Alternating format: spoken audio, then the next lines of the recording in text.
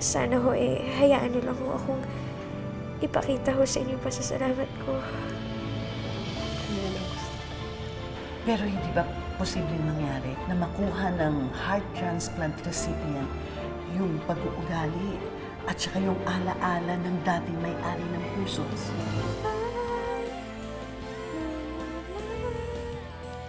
ba yung lyrics ng kantang yan?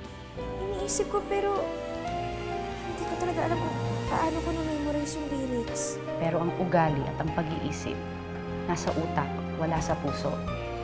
Kaya walang dahilan para magbago ang ugali ni Lira. Kasama niyo po si Flavio.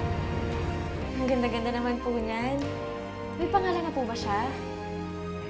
Eto, sa'yo na yan. Ikaw na ang magpangalan. Fluffy.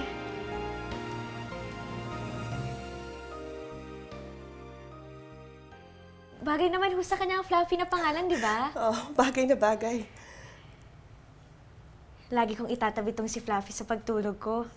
Babantayan ho ako ni Fluffy. Ma'am Roxanne, ang ganda naman ho talaga ni pangalan, Fluffy? Fluffy. Oo, pero parang, di ba, medyo matanda na ho si Lira para sa staff toy. Hindi lang naman Dahil si Ma'am Roxanne ang nagbigay nito sa akin, hanggang sa tumanda ako, magiging kayakap ko to sa pagtulog ko. Ikaw talaga, ang laki-laki mo na, nagsa-stuff toy ka pa. Ikaw kaya mami ang maibigay sa akin ito. Kaya kahit tumanda na ako, yakap pa rin sa pagtulog. Mawalang galang na po, Mrs. Saavedra. Pero sobra-sobra na po na itulong niyo sa amin.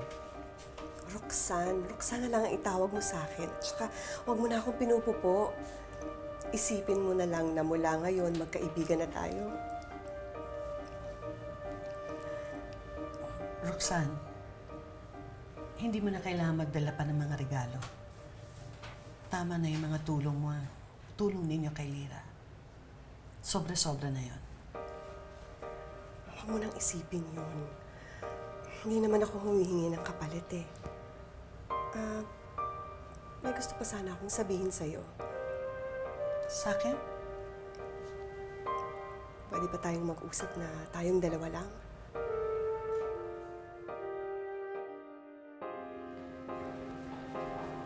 Prince!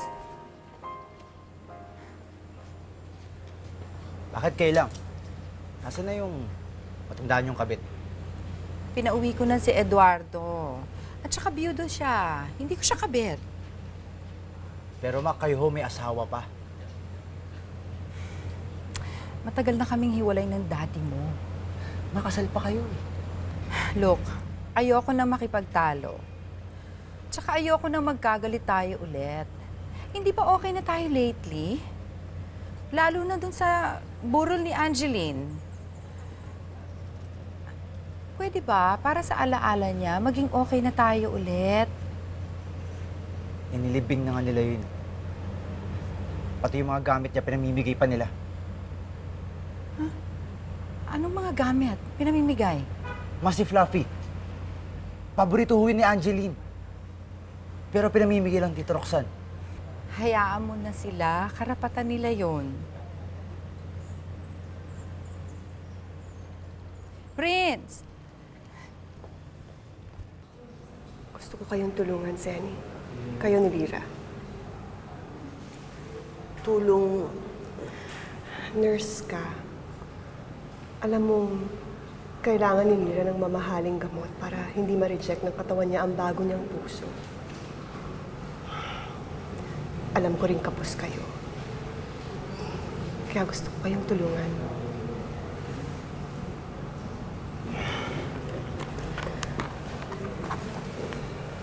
Mrs. Saavedra, hindi ko matatanggap yan.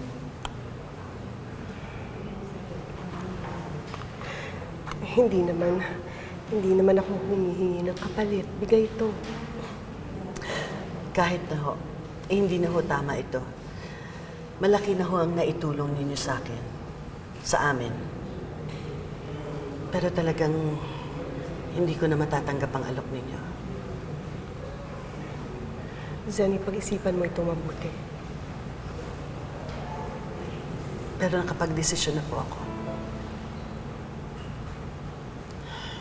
Kung wala na ho kayong ibang sasabihin, kailangan ko nang bumalik sa anak ko. Salamat po ulit sa alok ninyo. Excuse me. Tinanggihan mo yung tulong na binibigay sa'yo? Aba, bakit? Dahil may kapalit ang lahat. Pero aminin mo naman. Saan mo naman kukunin ang pera na gagastusin mo para sa maintenance ni Lira paglabas niya sa ospital? Aba, malaking pera yun, Mars. Ewan ko. Basta ang alam ko lang, gagawin ko ang lahat ng paraan.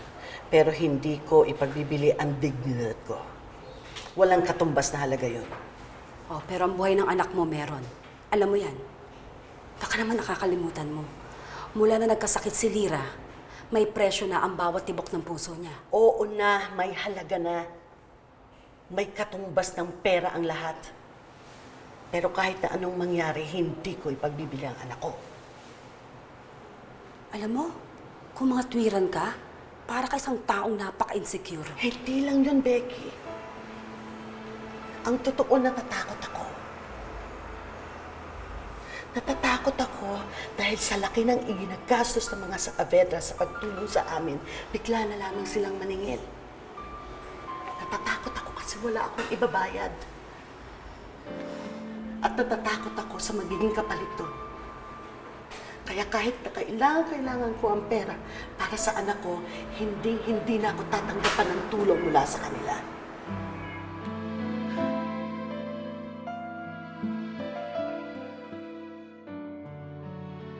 Hindi ko lubos maisip na tinanggihan ni Zenny ang alok ko. At parang nainsulto pa siya nung sinabi kong gusto ko siyang tulungan. Alam mo, Han, mayroon talagang mga taong proud. Mabuti na lang nga, ganun yan si Seni eh. Hindi siya mapagsamantala. Pero paano ang kapakanan ni Lira? Bakit? Ba't iniisip mo naman bigla si Lira? Alam mo, yung kay Seni, bakit hindi mo na lang siyang hintayin na lumapit sa'yo? May mga tao kasi na ayaw nilang kinakaawaan sila eh. O, mabalik naman tayo kay Lira. Ano naman ang nangyari kay Lira? Hindi sa dahil kinakaawaan ko siya. Gusto ko lang alagaan si Lira, lalo na ngayon. Ngayon? Bakit? Ano ba nangyari sa kanya? Binigay ko sa kanya yung stuffed toy ni Angeline. Oh. At binigyan niya yun ng bagong pangalan. Pangalan? Fluffy. Fluffy? Eh, hindi ba yun ang pinangalan ni Angeline sa laruan na yun? Kaya amaze na amaze ako nung parang pareho sila ng pag-iisip. Ikaw naman, Han. Baka naman nagkataon lang yun. Kasi baka naman yung Fluffy, common name yan sa isang stuffed toy. Katulad din nung Whitey o kaya Blackie sa mga aso, di ba? Leo, Ganun lang yun. Hindi lang naman yun ang pagkakapareho nila eh. May mga sinabi rin sa akin si Lira na sinabi rin ni Angeline sa akin noon. Alam mo, Han, mas makakabuti sa pag-iisip mo kung hindi mo na masyadong nilalagyan ng kulay yung mga bagay-bagay. Mamaya, dating pa niyan, nag-hallucinate ka na eh. Diba?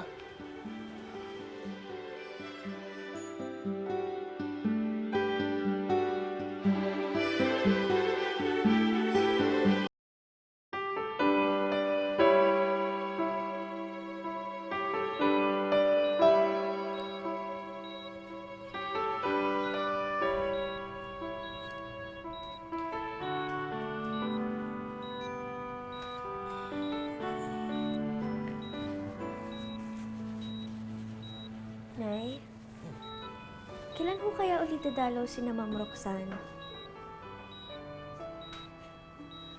Hindi ba kakadalaw lang niya? Tapos ngayon ang iniisip mo na kung kailan siya bibisita ulit. Anak, parang namang gusto ko na magselos dyan ah. Nay naman, bakit naman ko kayo magsiselos? Nay, ikaw, mahal ko. Si Ma'am Roxanne, Ano? Anong nararamdaman mo kay Ma'am Roxanne? naawa kasi ako sa kanya, Nay. Kasi nawalan ho siya ng anak. Alam ko naman pong mahirap yun para sa kanya. Kaya nga, Nay, gusto ko yung dinadalaw-dalaw niya ako. Kasi pakiramdam ko, pag nakikita niya ako, yung kahit pa paano natutuwa siya. Di ba, Nay? Kahit pa paano, nakakatulong tayo sa kanila.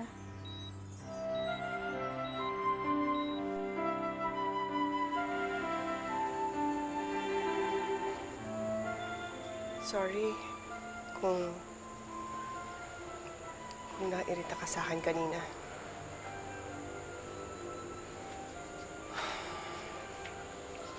Sorry din kung napagsabihan kita. Ang point ko lang naman, Roxanne, wala na yung anak natin. So, just let it go. We just have to move on. Kung nakalimutan mo na ang anak natin, ako hindi. Kailanman, Roxanne, hindi ko makakalimutan ang anak natin. Kahit na tumanda pa ako, kahit na hanggang sa huling hininga ko, hindi ko makakalimutan ang anak natin. Ang sa akin lang, huwag mo na sana siyang hanapin pa sa ibang tao. Kahit na nakilira na ang puso ni Angeline, hindi pa rin naman siya yung anak natin. Ibang tao pa rin siya.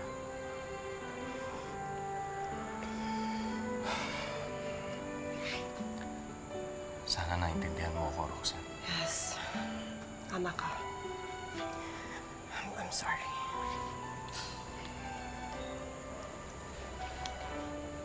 Ma, is everything okay? Nag-aaway po ba kayo? Hindi na. Everything's fine. Meron lang kaming konting diskusyon. Sige po.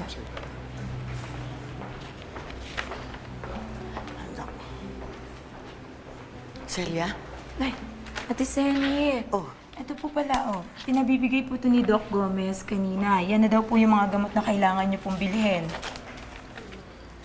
hindi ba ito kukunin sa pharmacy sa baba? Hindi pa ba ito kasama dun sa mga binayaran ni Mr. Saavedra? Hindi po. Ibang batch na po ito. Hindi ito kasama doon, Ate Zenny. Bali kayo na po ang kailangan bumili niyan. Hindi ako pamilya sa mga gamot na ito eh.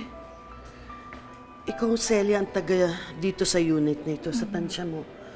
Sa tansya mo, magkano aabutin ito? Naku, Ate Zenny. Sa tingin ko po, aabutin kayo dito ng mga 15,000. Kasama na po yung check-up ni Doc kanina kay Lira. 15,000? Sigurado ka? Ang mahal naman ng 15,000. Opo, 15,000 talaga.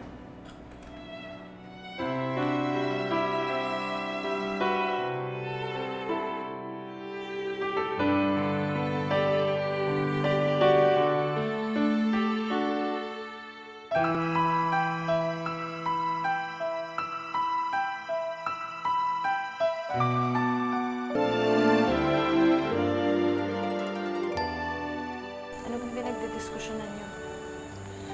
Vanessa, it's nothing. Let's not talk about it, okay?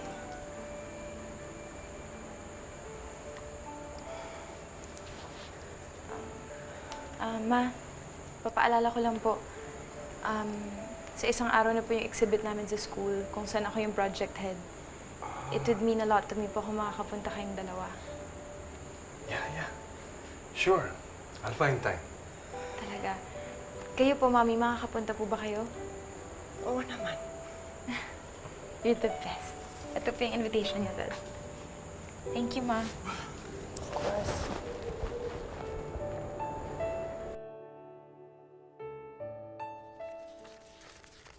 Mars! 8,000 lang talaga ang laman ng ATM mo? yan, 15,000 ang kailangan natin. Eh ngayon pa, mabuti kung may pera ako. Eh hanggang ngayon nagbabayad pa rin ako ng utang ko. Doon sa pagpapalibing ko sa nanay ko noon. Oh? Ito, may pera pa dito. Malaki-laki din ito.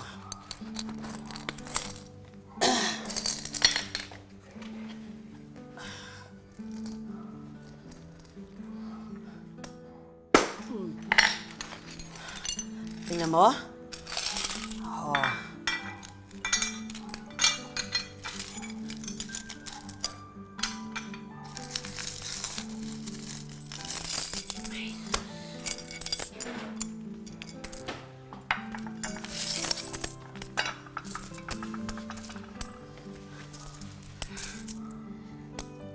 Ay nako, kailan pa kaya tayo matatapos dito? Baka kailangan panibagong gamot na bilhin natin. Ikaw kasi hindi mo pa tinanggap yung alok ni Ma'am Roxanne eh. Ay, ayun tuloy mukha kang pulubi. Mars, hindi na baling mukha akong pulube. Basta hindi na ako tatanggap ng tulong mula sa mga Saavedra. Eh para naman sa anak mo yon.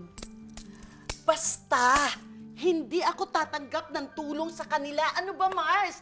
Bakit ba ang kulit-kulit mo? Sumisigaw ka na. Ayun. Ganun-ganun lang, oh. Sinisigawan mo na ako. Paano ba yun? Mula nung bata pa tayo, magkaibigan na tayo, halos magkapatid na. Ay, anong nangyari?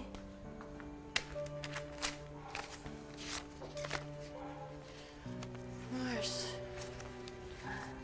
pasensya na. Pagod lang ako eh. Ang kulit mo eh.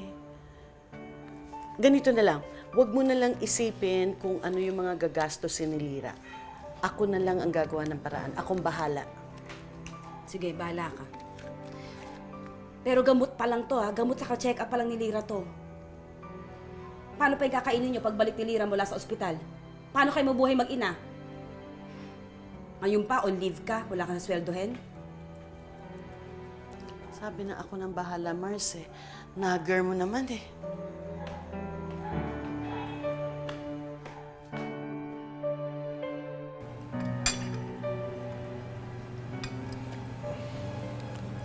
Auntie.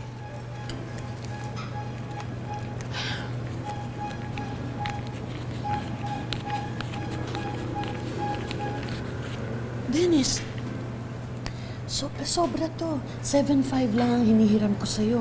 10,000 ito eh. Auntie, talagang pinasobrahan ko talaga yan. Para just in case na may kailangan si Lira. Okay na po yan.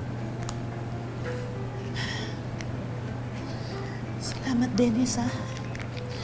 Alam mo, hindi ko alam kung anong gagawin Okay, namin okay. mag-ina kung wala ka. Hulog ka ng langit sa amin. Ayan po. Umiyak.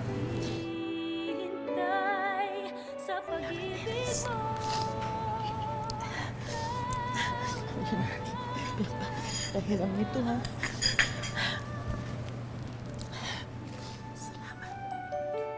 Puso ko narito hanggang matapos ang kailanman. Bawat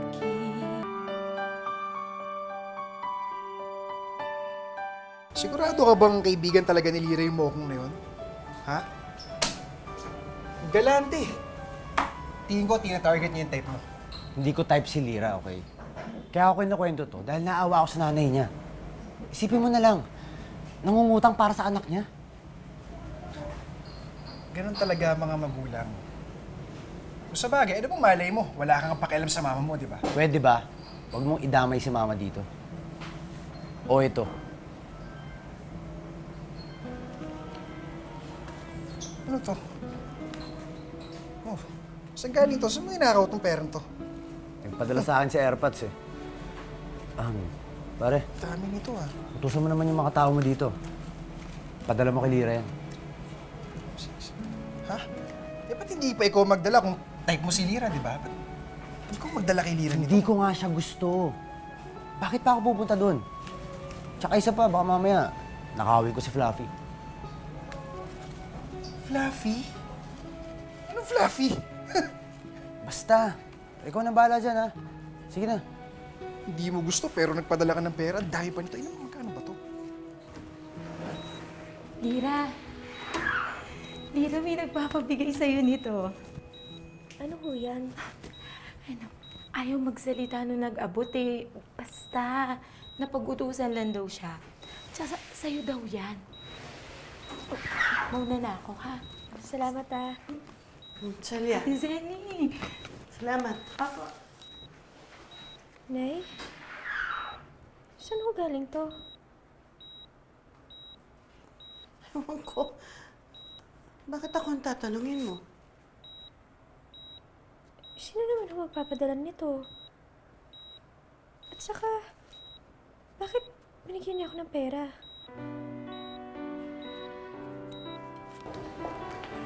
Naks naman. At least ngayon wala ka ng kaaga mo, susuportahan ka na nila. Bakit? Lagi naman nila ako sinusuportahan na.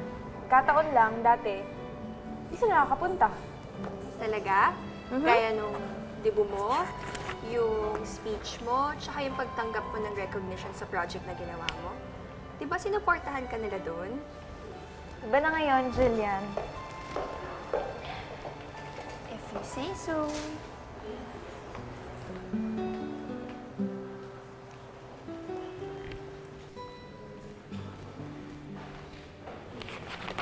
Ano ka ba? Huwag mo lang nga isipin kung kanino nanggaling yung perang yan. Importante, may nagre-regalo sa inyo. Ang dami kong kinuha, no? Gutom ako. Oh. Napansin ko nga. Pero, hindi kaya kay Roxanne ang galing itong perang ito? Binibigay niya para kay Lira? Oo, malapang. Sa kanya nga nang galing. Diba? Kanino pa? Sarap daw tong juice. Oo. Sandali. O, saan ka naman pupunta? Kung sa kanila nang galing ito, aalamin ko yung address nila, ibabalik ko. Sandali, kumalma ka. Ito naman, hula ko lang yun. Pinatulan ko lang naman yung sinabi mo. Hindi naman ako sigurado kung ito naman talaga nang galing. Ano ka ba? Malay mo naman hindi galing kay Roxanne yan. Paano kunyari, meron palang secret admirer yung anak mo. At yan ang nagpadala ng pera. Saka huwag kang balik ng pera. Kailangan natin yan. Akin na. Ito ba, ako hahawak. Ha? Baka paliparin mo ba to? Ang dami ko nga kinuha, oh. Hindi pa ako nagbabayad. May kinuha pa akong pansit doon.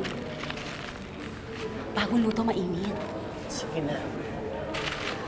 Alam mo, Becky, nakausapin ko na yung doktor ni Lira. Sasabihin ko sa kanya, iuuwi ko na ang anak ko. Bakit na naman? Dahil palagay ko, kay Roxanne talaga galing ang perang yan. At ayoko nang maulit. Gusto ko nang iuwi ang anak ko para sa ganon, wala na kaming kaugnayan sa mga Saavedra.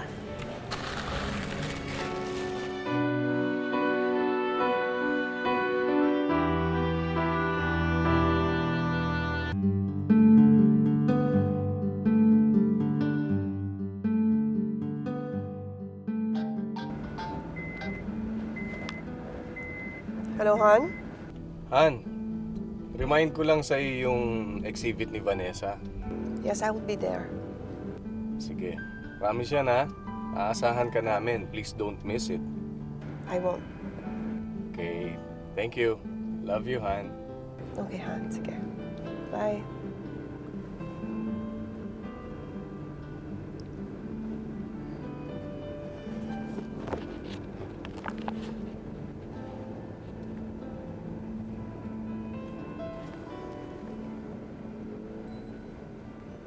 Hello.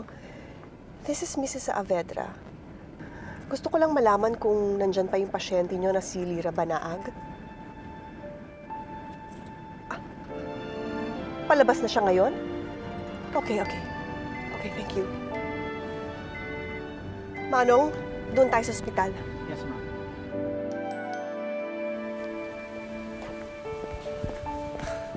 Nak! Dad! Buti nandito ka na, Dad. Nasaan na si Mommy? On the way na siya. Talaga? Sige po, dito po tayo. Grabe, Lira, no? Ang tagal mo din pala dito sa ospital. Kaya siguro ganito yung feeling ng mga presong lumalaya. Kasi naman, bakit kailangan ko pang mag-wheelchair? Kayang-kaya ko naman ang maglakad ah. Ganyan talaga sa ospital? Parang hindi ka naman nag-aral ng nursing, ha? Ay naman eh. Mars? Ma'am Roxanne!